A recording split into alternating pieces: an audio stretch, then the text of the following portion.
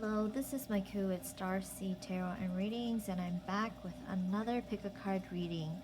For this reading, I will be focusing on what message do your spirit guides or does spirit have for you today. And at the time of recording this, we are actually going to get a new moon later this evening. However, it does not necessarily mean that this reading is specific to anything coming to you after this new moon. It could be any time. So this is a timeless reading. But I did want to share that just for folks who are going to be checking on this video early on. But again, this is a timeless reading. So without further ado, let's get started. To my left, this is pile number 1. This is pile number 2, and this is pile number 3.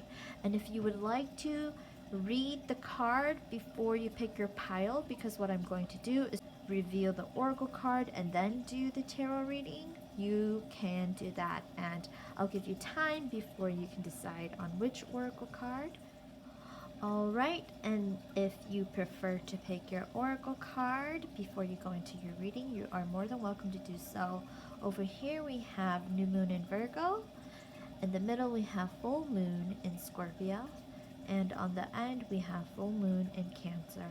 And you are also more than welcome to read the message that resonates with you before you select your pile. Alright, so this reading is for those who picked pile number 1, or if you picked the new moon in Virgo, and the message that resonated with you is a time to give rather than take. And I'm going to shuffle the tarot cards really quick. As I'm shuffling, some messages might pop up, and I could just be speaking out loud. If some of what I'm saying does not resonate with you, you're more than welcome to leave what doesn't resonate with you and take what does. You are also more than welcome to pick more than one pile. Alright, so a time to give rather than take. And as I mentioned, at this very moment we are going through a new moon, and it's a new moon in Sagittarius. However, the card that you selected is a new moon in Virgo. And Virgo is an earth sign, and so this could be a sign for you. Maybe this message resonated with you because you are looking to kind of like either tie loose ends, closure, or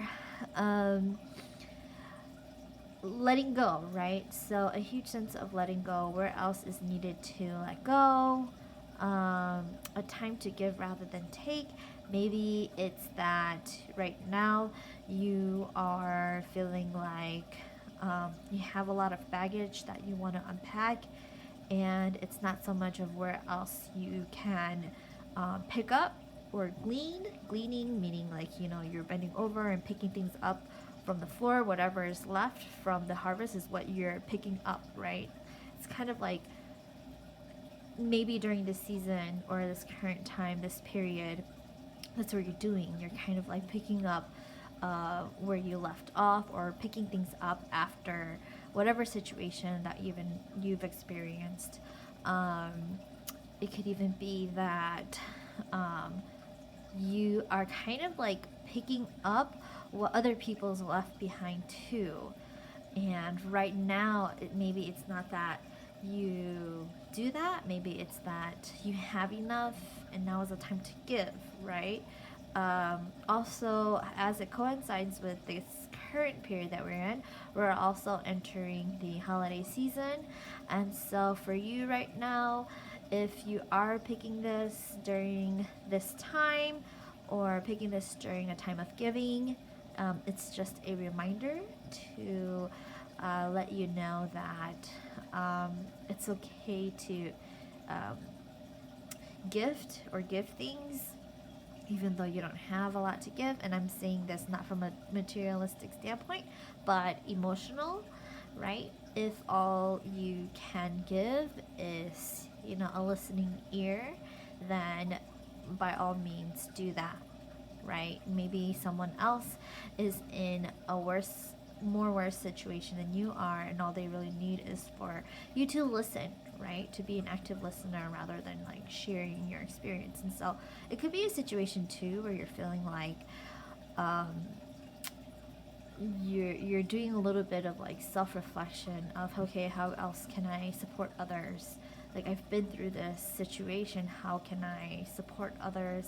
What can I do? And this card could also be a sign for you that maybe it's time for you to be an active listener, more so than like somebody who feels like it helps somebody else out to resonate with what they're dealing with. So it's kind of like, how do you give space and not take more space as you support someone, right?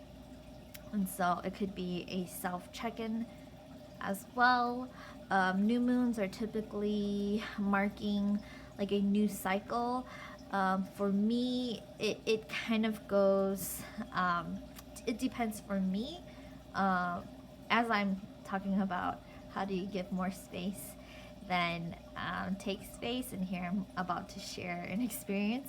But an example is, you know, thinking about how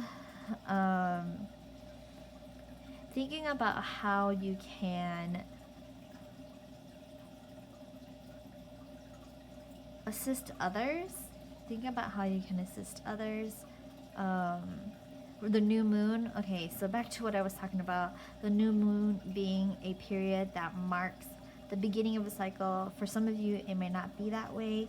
It could be that it's the closure, the ending of a cycle, or the beginning of a cycle. And in a way, whichever new moon or full moon you're in, it's kind of like the closing of another chapter and the opening of a new one, right? So whichever way you see it, it could even be that you're starting a new one so that you can close the old one, the old chapter, right?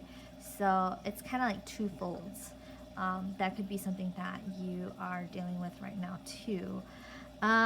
So let's see, any other messages coming through with this card? Virgo is an earth energy. It's an earth sign. Gifting abundance, right? So the more you give, the more you will receive, and not worry about how much you're losing, but focus on where else you can give, right? And where else you can give, it's always going to come back tenfolds. Okay, that's what I have for this message. Now I'm going to start with the tarot. Let's see. And I'm finally pulling out my Rider White again. Let's do 3. Okay. So over here we have High Priestess, 5 of Swords, and Judgment. So you could have been in a situation where you're finally standing on your own, feeling self-empowered over what you're going through emotionally, spiritually, mentally. It seems like with the 5 of Swords, this problem that occurred, it has ended, so you don't have to be fixated on how things have harmed you or how you've been hurt from this situation. So that's in the past, and what you keep doing is you keep bringing it up by thinking about how it's hurt you, right? You're ruminating. And with the Judgment sword, the Judgment card coming out, it's indicating that, you know, what has been wronged has already been righted. So, you know, whoever this person is, they've already taken accountability for how they've hurt you, or those situations have already been resolved. And, you know, the universe has already laid it out. You don't have to keep bringing it up to ruminate on it. It's already ended, right? It's already ended. It's already over. You don't have to worry about it popping back up. You know, the similar situation with the same people who are involved. You don't have to worry about it popping back up. It's already done deal. Don't worry about it. Okay, and so It doesn't make any sense to keep bringing it back up too if this is something that you've already been working on. I am feeling like that's kind of what a lot of people are dealing with right now, as we are nearing the end of the year. And so if you're watching this in the future, I am doing this reading in 2020, which has been a really rough year, and we're at the end of 2020. And so this is kind of like a culmination of 2020, right? Feeling empowered again, all the things that have taken place.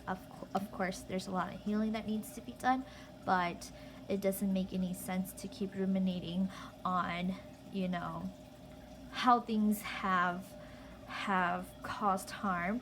I think it's okay to also hold those people accountable, right, with the judgment card. But if it's inevitable that these people are just impossible, then to leave it where it is and continue doing your healing. I came across a video too that talked about how do you heal without closure, right? And so that's also a message that's coming through, is how do you heal without closure? How do you continue to move on? You know, in this video too, they talked about how in media in Hollywood, there is this kind of like happily ever after of like the villain gets arrested or whatever, but then what happens to the survivors, right? What happens to the victims? What happens to the superhero and the people that are saved? How do they heal? It's never shown in the movies, and so how do they heal after that?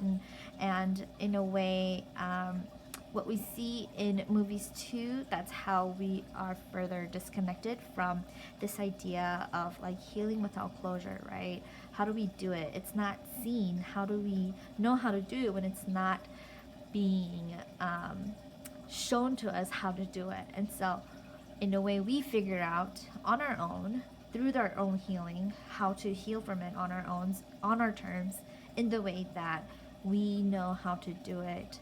And kind of going back to like self-empowerment, how do you empower yourself to continue to move on without waiting for somebody else to give you that external validation? That's something that's been popping up a lot lately too, is do you really need external validation to continue to thrive and survive, right? Do you need to keep giving yourself or waiting for somebody to tell you like, oh, you're doing a good job? Or can you already do that yourself, right? And if not right now, maybe diving deeper into why it's so hard for you to move forward during this time, or certain situations trigger you. How do you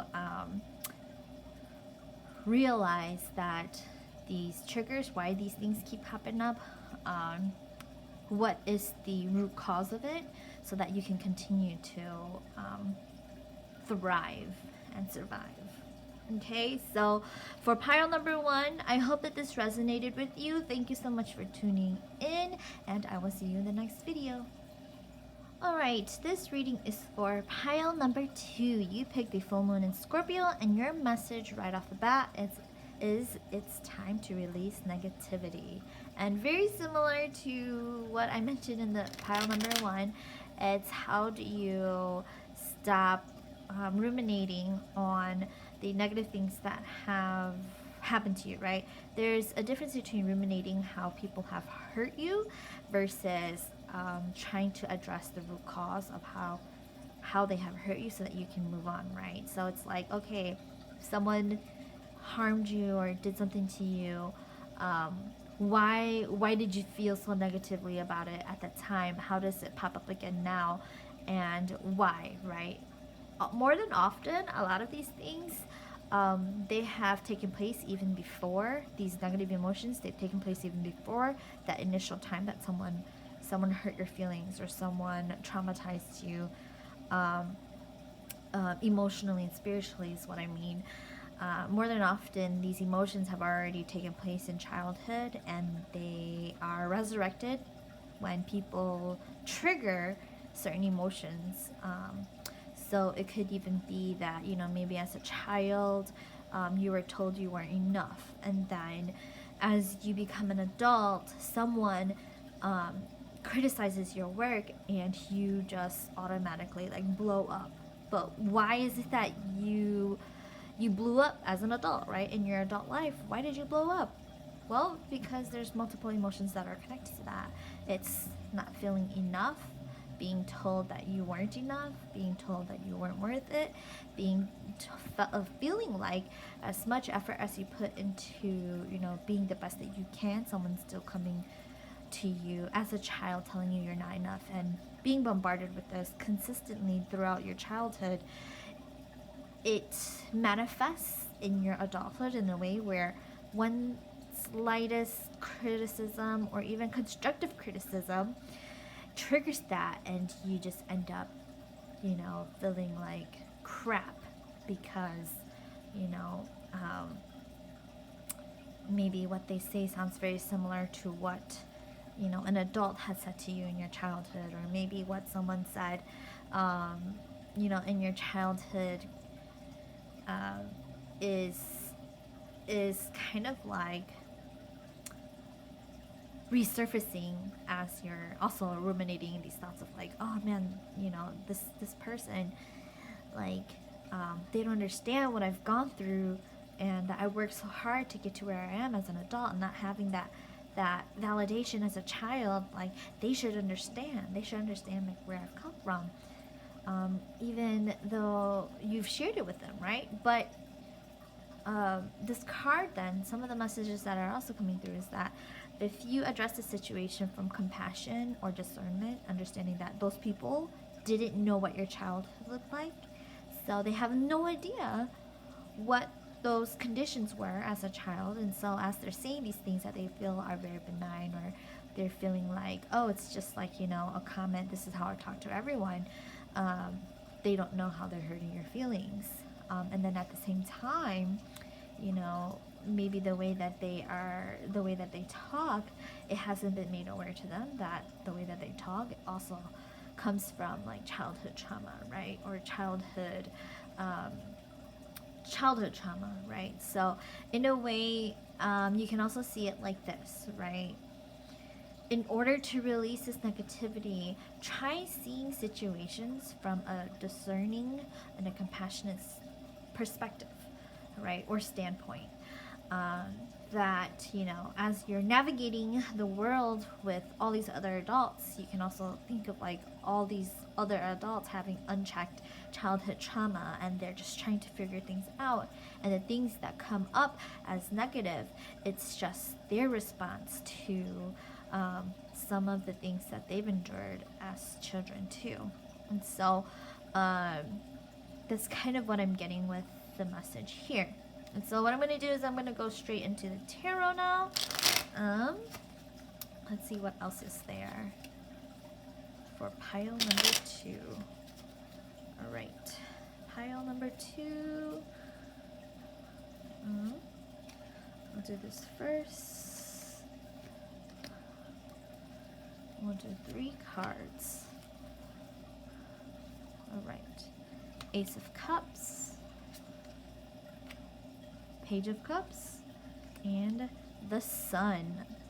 And so I'm kind of also getting the sense you could be a Scorpio, a lot of water energy, especially with these 3 cards. Something about either unchecked emotions or this experience that gave you a negative experience. You're still holding on to it. It's in the past. You're still holding on to it, and it's time to let it go. It's time to release it. Maybe for you, these cards are popping up because it's telling you to revisit the time when this first happened to you, right? This first interaction with this negative emotion happened to you. So a question that you can ask yourself is, when was the earliest time that you can remember this happening to you, or you feeling this way, right? And then as you proceed to ask yourself questions, say like jealousy, right? When was the first time that you experienced feeling jealous about someone or envious about someone? You pinpoint it like, oh, 8, when this and this happened. And then when you think about it, why at 8 did you feel like that? you know, and then you start thinking about how your whole environment, how you in your childhood, what you felt, right? Because now as an adult, you can reflect on why you felt that way as a child, and it's in a way a little easier to take accountability for why you feel that way, because you were a child. You were a child, you didn't know any better.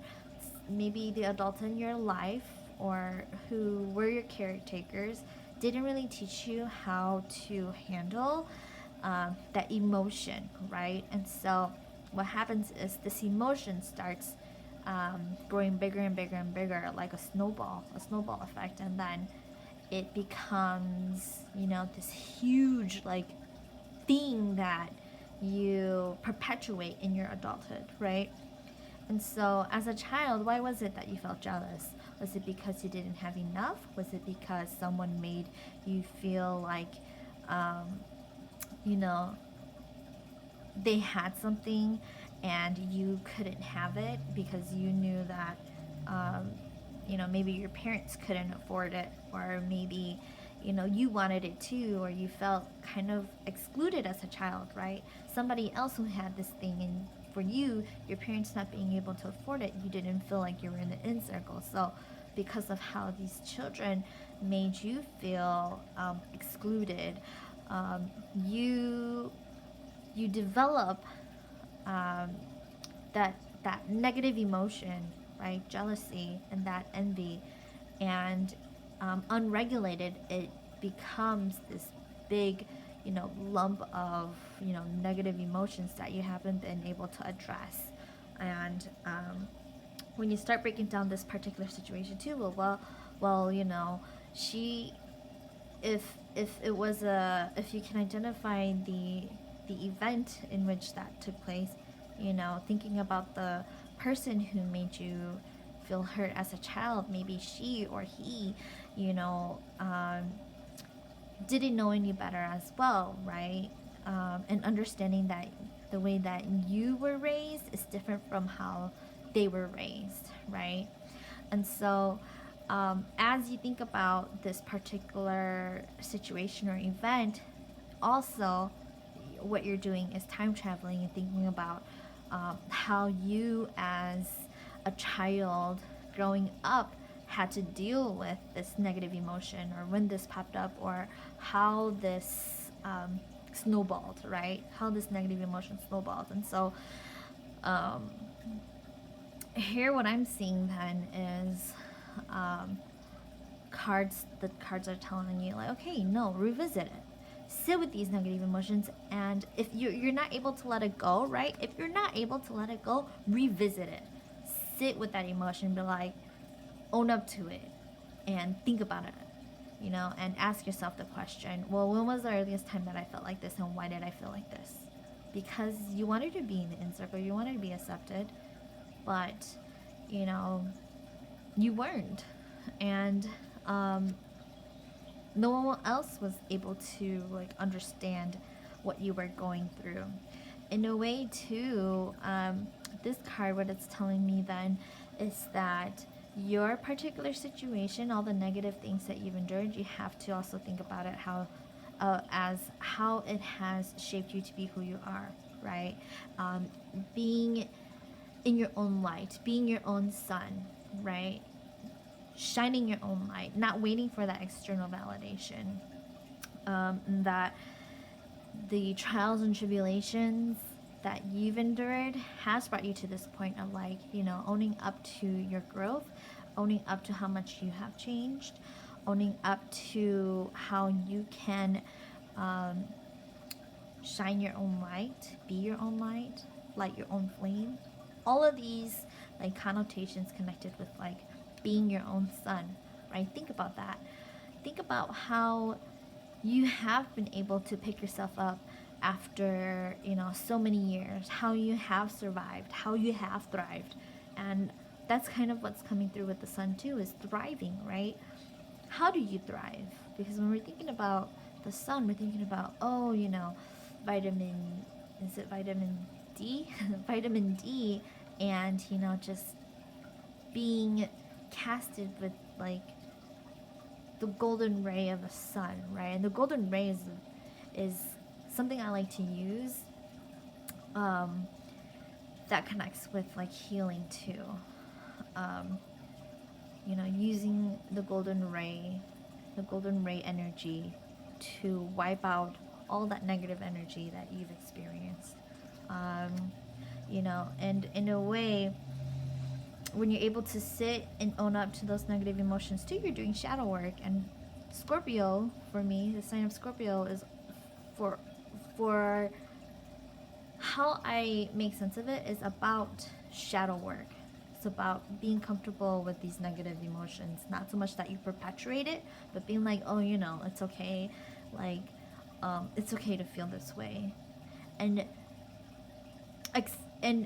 in a way, expelling that, right? Expelling that by owning up to it. How do you transmute that negative energy into like particles that can become the structure for your growth? Okay, so for pile number two, this is your reading. I hope it resonated with you, and thank you so much for tuning in. Alright, this is the reading for pile number 3, and your message is a personal issue reaches resolution. And it is the full moon in Cancer. Full moon in Cancer. And full moon in Cancer for me is about, well, water sign is always about like emotions, healing the emotions, doing a lot of reflection. And with the message that's coming through, a personal issue reaches resolution. Whatever you have been dealing with on your journey, it's going to be resolved, right? So you've done the taking accountability for your own actions. You've done the shadow work. Now it's like, you know, a breath of fresh air for you.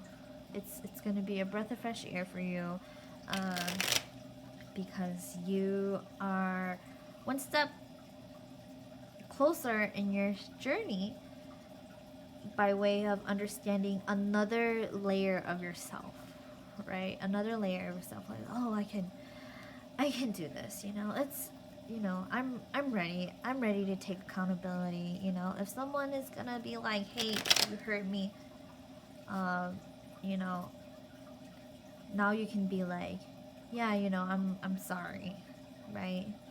Or, you know, take accountability for it, no need to explain. And how do you then allow that person to heal, but also do your own healing, right? And acknowledge that you have healed from that time that you've harmed the person or you've hurt the person. Now you don't have to beat yourself up for hurting that person. You don't have to beat yourself up for, you know, treating someone the way that they are. Oh my gosh, that's so triggering. You don't have to, you know, you can take accountability for hurting the person. You can take accountability for triggering the person. You can take accountability for however you've harmed that person, and allow the person to heal. In a way too, because of the way that people have disregarded you. Oh, I gotta put in a new candle. One of my candles are done, so hold on.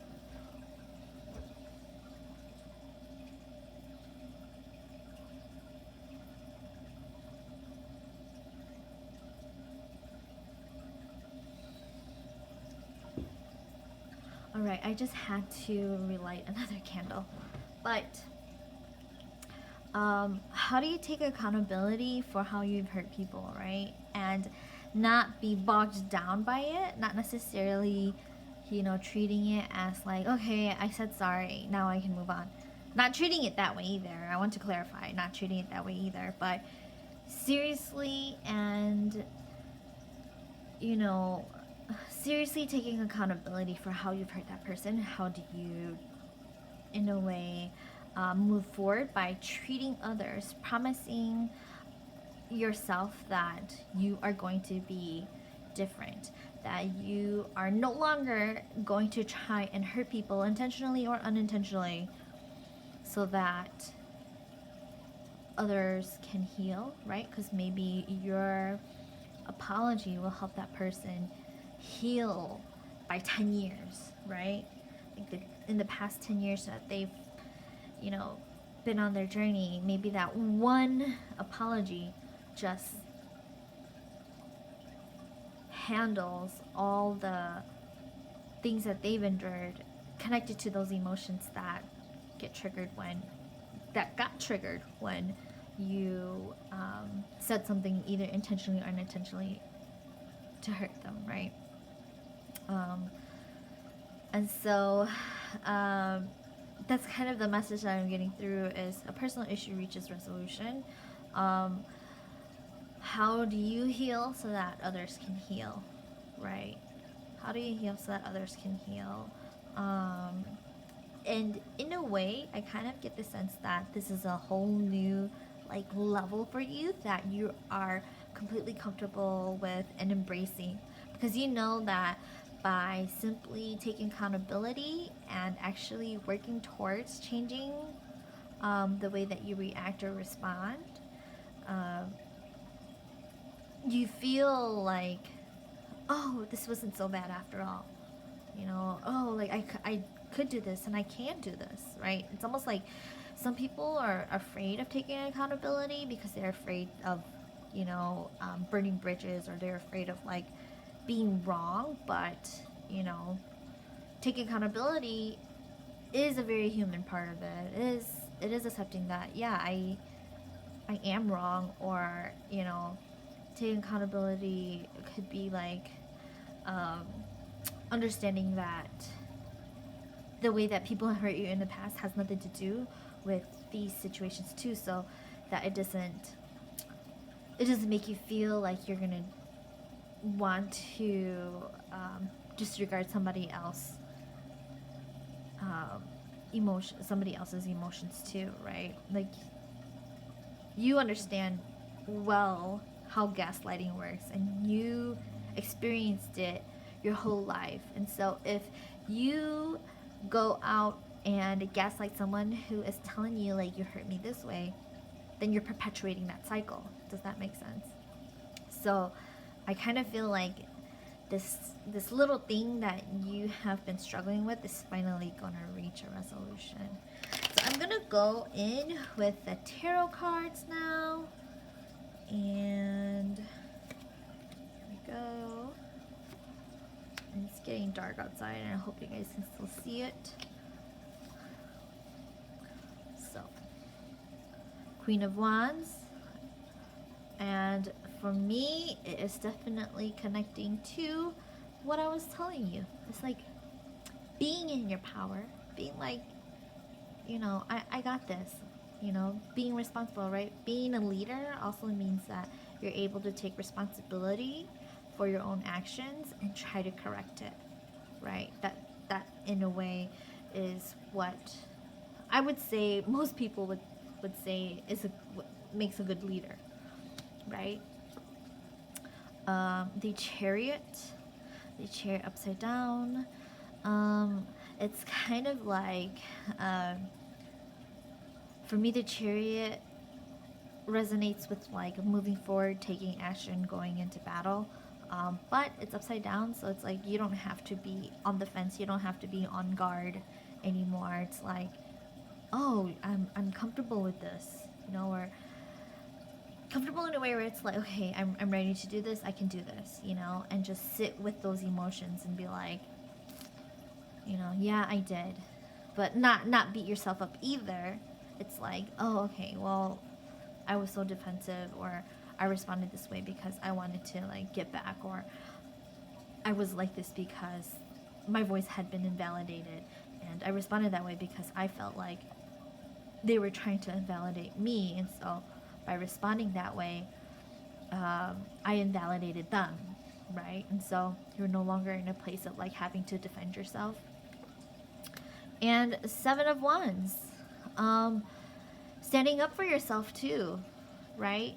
in developing this being comfortable with taking accountability, you're also able to stand up for yourself in situations where you can readily identify that people are attacking you or people are trying to like hurt your feelings. And so you're able to, by addressing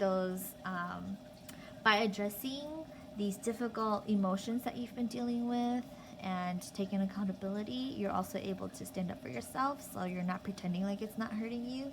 You are being like, no, that is not okay with me. And no matter if you're going to apologize or not, I just want to let you know that this isn't okay with me and I will no longer be a part of it, right? And so being okay with that too, because you still have something to protect. As the leader of whatever it is that you are trying to create for yourself, you have every right to protect that too. And along with the Seven of Wands, it's about protecting your peace, right? Taking action to protect your peace, not fighting battles that are going to waste your time, but picking and choosing your battles, right? It's like picking or choosing your battles. It's like this person's fighting like 7 people, but who's the one that they are going to address, right? And maybe it's just that you address the one person and then everyone else gets the hint, and you know, it kind of is like, oh, okay, we know how they are. We just won't do this anymore, you know? And yeah, so protecting your peace, picking and choosing your battles, being comfortable with all of that too, being comfortable with like taking accountability. So if in a way you have responded in a way that has hurt someone and it just didn't seem right, then, you know, take accountability for that too, and in a way saying like, you know, I'm sorry I hurt your feelings, but this is just where I am, and I'm sorry that I responded to you that way, but this is where I'm coming from, and I apologize for, you know, raising my voice or saying the things that I did, but it came from this. And it's no excuse to be that harsh or vulgar if it was something that was vulgar. Obviously take accountability for it, but then also talk about, you know, this is where you're coming from. And yeah, so don't make excuses. Do not make excuses, because then it becomes counterintuitive, right? Make your apologies and that's it, right? But if there's a time to stand up for yourself, then do it. Or stand up for others, right? So as it resonates with this message is as you start becoming more comfortable with those taking accountability, right, for your actions, you're also resolving some issues that you felt you haven't been that great with, and by doing that you're also allowing others to heal, but also learning how to defend yourself in a very constructive way rather than, you know, a non-constructive way. So picking and choosing your battles, picking and choosing your words, right? That's a message that's coming through. Picking and choosing your words, you know. Going back to like the comment about vulgarness, right? You know that you have the capability of addressing a situation without being vulgar, but you know, in a way, like if it is a situation where someone has kind of like cornered you, and you responded that way because you knew that this person is just nearly impossible, then don't get mad at yourself for responding that way either. That's something that's coming through too. It's like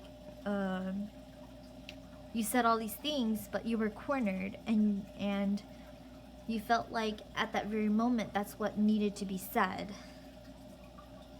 Because if you couldn't act it out in your body, or you couldn't get yourself out of a situation physically, then you were going to use your words, right? And so that's also the message that's coming through.